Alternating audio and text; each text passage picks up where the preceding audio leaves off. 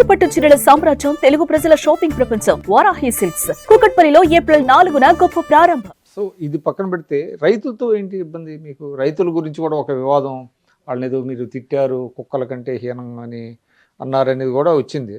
అదేంటి అసలు అది? ఇప్పుడు ఏవైతే చెప్తున్నారో ఇందాక అన్నారు, ఒక కులం గురించి అన్నారు. నేను మళ్ళీ అడిగా, చూపించండి అని. ఇది కూడా ఒక ఊర్లో పుల్లయ్య చౌదరి గారు అనే వ్యక్తి ఉంటే, చౌదరి గారే అన్ని పదవులు చేస్తున్నారు, ఇప్పుడు బీసీలకు ఇద్దాము, బీసీలు 2000 మంది ఉన్నారు అని చెప్పిన దానికి ఏం చేశారు? కులానికి అంటగట్టారు.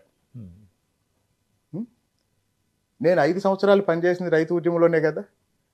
ఎప్పుడన్నా ఏదన్నా తప్పుగా మాట్లాడానా? ఈ రైతులది ఏంటంటారు? అదే నేను చెప్పేది. ఎప్పుడన్నా తప్పుగా మాట్లాడానా?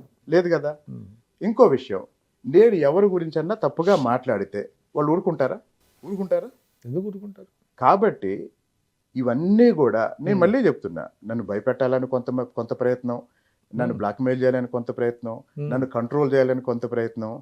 అయితే ఏ ప్రయత్నం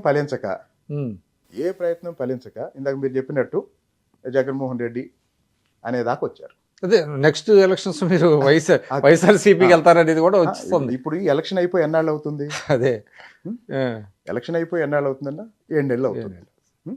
అంటే అంత తొందరగా నా మీద ఒక ముద్ర వేయాలనుకుంటున్నారంటే వాళ్ళు ఏం కోరుకుంటున్నారు? అంటే అధిష్టానానికి మీకు మధ్య ఏమైనా గ్యాప్ వచ్చింది ఇప్పుడు? మరి అసలు గ్యాప్ ఏంటి? అంటే ఒకసారి వెళ్ళినట్టున్నారుగా మీరు. దేనికి? ఏదో వివరణ ఇవ్వడానికి పార్టీ ఆఫీస్కి వెళ్ళినట్టున్నారుగా. అది కూడా చెప్తా. మా నియోజకవర్గంలో ఖమ్మంపాడు అని ఒక ఊరుంది. చంద్రబాబు నాయుడు గారి ప్రచారానికి వెళ్తే ఆయన మీద వాటర్ బాటిల్స్ వేశారు. పాయింట్ నెంబర్ 2, 20 సంవత్సరాల నుంచి ఆ ఊర్లో తెలుగుదేశం జెండా కడితే కొట్టారు. తెలుగుదేశం పార్టీ జెండా కడితే కొట్టారు. పాయింట్ నెంబర్ 3, ప్రతి ఎలక్షన్ అప్పుడు తెలుగుదేశం పార్టీ మద్దతుదారులు ఇళ్లలోంచి బయటకు రాకుండా వాళ్ళ ఇళ్ల ముందు కంచేసి బూత్లో వీళ్ళే ఓట్లేసుకుంటారు. పాయింట్ నెంబర్ 4, మొన్న ఎలక్షన్ రోజు మా ఎంపీ గారు కేసినేని చిన్ని గారు ఎక్కడైతే ఇట్లాంటి గొడవలు జరిగే బూతులు ఉంటాయో అక్కడ అభ్యర్థులు వెళ్తారు కదా, మన కార్యకర్తలకి ధైర్యం ఇవ్వటానికి, అవతల వాళ్ళ అరాచకాలు ఆపటానికి వెళ్తారు కదా. ఎంపీ గారు వెళ్తే ఆయన మీద రాళ్ళేశారు. చంద్రబాబు నాయుడు గారి మీద వాటర్ బాటిల్స్ వేశారు. 20 ఏళ్ళుగా తెలుగుదేశం పార్టీ జెండా కట్టనివ్వలేదు. తెలుగుదేశం పార్టీ అంటే కొట్టారు. ఎంపీ గారి మీద రాళ్ళేశారు. ఇవన్నీ చేసిన వ్యక్తి వైసీపీ ఎంపీపీ, మండలాధ్యక్షుడు, అంటే భార్య మండలాధ్యక్షురాలు, భర్త నాయకుడు. తర్వాత రౌడీ షీట్ ఉంది. ఈ వ్యక్తి ఏం చేశాడంటే 4-5 స్థలాలు ఆక్రమించి 4 అంతస్తులు బిల్డింగ్ కట్టాడు. నేను విఆర్ఓకి చెప్పాను, సర్వే చేయండి, నోటీస్ ఇవ్వండి. విఆర్ఓ పట్టించుకోలేదు. ఎంఆర్ఓకి చెప్పాను, ఎంఆర్ఓ పట్టించుకోలేదు. ఆర్డీఓకి చెప్పా. ఆర్డీఓ ఏం చెప్పారంటే, సార్ రేపు ఉదయం 9 మేము అక్కడ నోటీస్ సర్వ్ చేస్తాము అని చెప్పారు.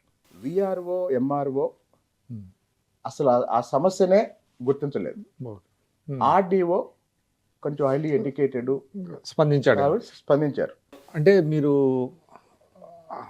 ఆ రోజు ఫస్ట్ ఇన్సిడెంట్ అనుకుంటా, ఫస్ట్ మీరు వివాదంలో ఉన్నది ఏంటంటే, ఒక బిల్డింగ్ కూర్చేయడానికి మీరు పెద్ద కుర్చీ వేసుకొని కూర్చొని జేసీబీని రప్పించడం, అదంతా పేపర్లో రావటం.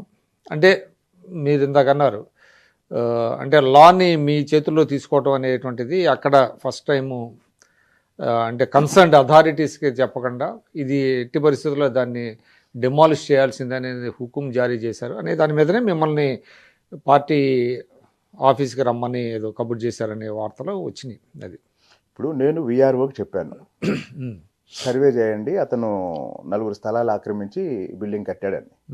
విఆర్ఓ అతని కంట్రోల్లో ఉన్నాడు. ఎంఆర్ఓకి చెప్పాను, ఎంఆర్ఓ అతని కంట్రోల్లో ఉన్నాడు. ఆర్డీఓకి చెప్తే రేపు మార్నింగ్ నోటీస్ అంటిస్తాం సార్, సర్వే చేపిస్తా ఉన్నారు. మార్నింగ్ 9 వరకు, 9:30 వరకు, 10 వరకు వెయిట్ చేసి మీరు నోటీస్ అంటిస్తారా లేదా నేను వెళ్ళాను. నేను వెళ్ళినప్పుడు ఏమైంది, కొన్ని వేల మంది వచ్చారు నాతో పాటు.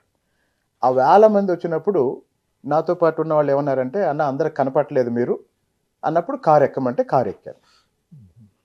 ఇది విషయం. సరే, ఆ రోజు అన్ని అరాచకాలు చేసిన వ్యక్తి, నలుగురు స్థలాలు ఆక్రమించి బిల్డింగ్ కడుతున్న వ్యక్తి, ఎట్లాంటి పర్మిషన్స్ కూడా లేకుండా బిల్డింగ్ కడుతున్న వ్యక్తి, అలాంటి బిల్డింగ్ దగ్గరికి నేను వెళ్ళి నేనే తప్పు చేశానని మా ప్రభుత్వం నా మీద కేసు పెట్టింది. నా మీద కేసు పెట్టారు. కేసు పెట్టారా? నా మీద కేసు పెట్టారు. అయిపోయింది. తర్వాత ముఖ్యమంత్రి గారు పిలిచారు, వెళ్ళాను, చెప్పాను. ఇప్పుడు మీరు ఒక మాట అన్నారు, చట్టం మీ చేతిలో తీసుకోకూడదు కదా అన్నారు. సరే, ఆ రోజు నేను వెళ్ళటం, చట్టాన్ని నా చేతిలో తీసుకున్నాను, నేను తప్పు చేశాను అన్నారు కదా, అయిపోయింది. ఇప్పుడు మరి ఆ బిల్డింగ్ని ఈ రోజుకి కూడా నోటీస్ ఇవ్వలేదు.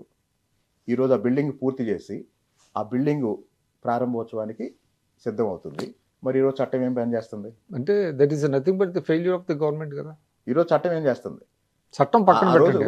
అసలు అంటే ఏం చెప్పారు నాకు, మీరు చట్టాన్ని మీ చేతిలో తీసుకోకూడదు అన్నారు. సరే, నేను ఇప్పుడు పట్టించుకోవట్లేదు. అతను బిల్డింగ్ పూర్తి చేసుకున్నాడు, బిల్డింగ్ ప్రారంభోత్సవానికి రెడీ అవుతున్నాడు. ఆ బిల్డింగ్ కట్టింది ఎవరెవరైతే బాధితులు ఉన్నారో వాళ్ళంతా ఇప్పుడు కూడా మిమ్మల్ని నా చుట్టూ తిరుగుతున్నారు. మరి కలెక్టర్ గారికి చెప్పలేదు మీరు? ఇక్కడ ఎవ్వరు పనిచేయరండి, ఇక్కడ ఎవ్వరూ పనిచేయరు. నేను మళ్ళీ చెప్తున్నా, ఈ మధ్య చాలా డిబేట్ ఏం జరుగుతుంది, అధికారులు మాట వినట్లేదంట కదా.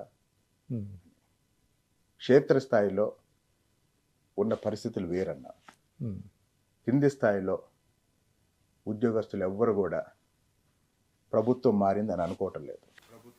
అంటే పై స్థాయిలో మార్పు వచ్చింది కానీ కింద స్థాయిలో లేదంటారు. పై స్థాయిలో కూడా రావాల్సినంత మార్పు రాలేదు.